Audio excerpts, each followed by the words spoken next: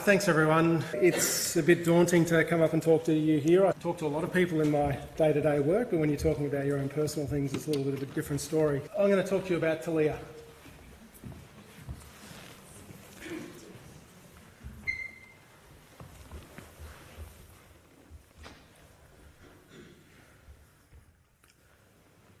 So Talia was born on the 7th of April 2021 in Adelaide to my wife Genevieve and myself. Normal development up until about 18 months. The picture up there on the right hand side for me is literally at the 18-month mark when Talia went to get her vaccinations at the local GP and all of a sudden had a massive seizure before she had her vaccinations. So from that point onwards we were just working through what is going on here.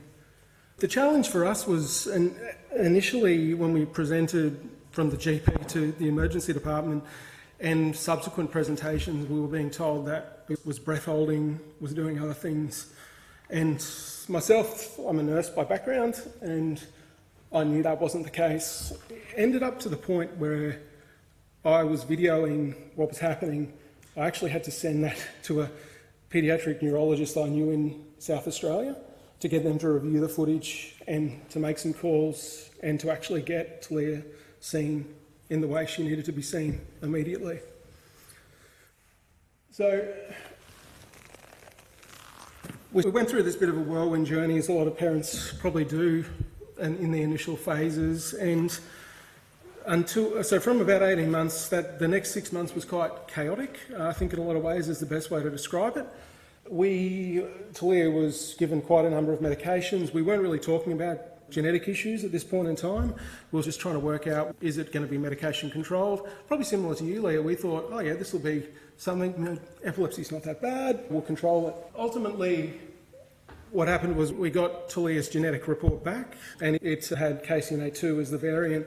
The doctor said to us, look, it's very rare, pretty unlikely, that this is just a de novo presentation, but we'll screen you and your wife. The interesting part is that I actually carry this genetic mutation as well and have never had any issues that I'm aware of through this journey either. So that presented a few extra challenges for us, and particularly around the genetic counselling side of things as well.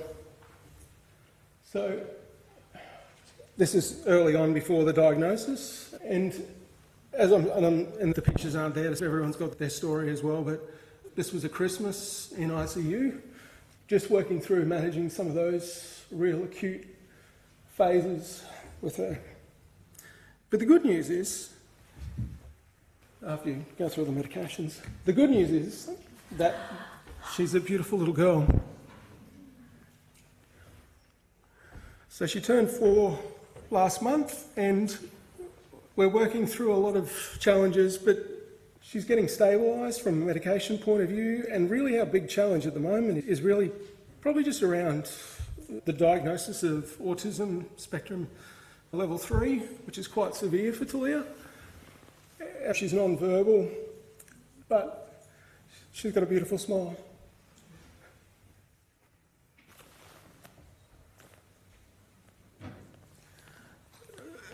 I think it's really important, and I'm happy to be vulnerable about this, that mental health component cannot be underestimated.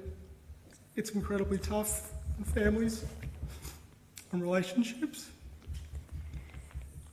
and we need to look after each other. I think that's amazing, having this group of people that are doing that, and I just encourage you to continue to be strong, to continue to work together and support each other.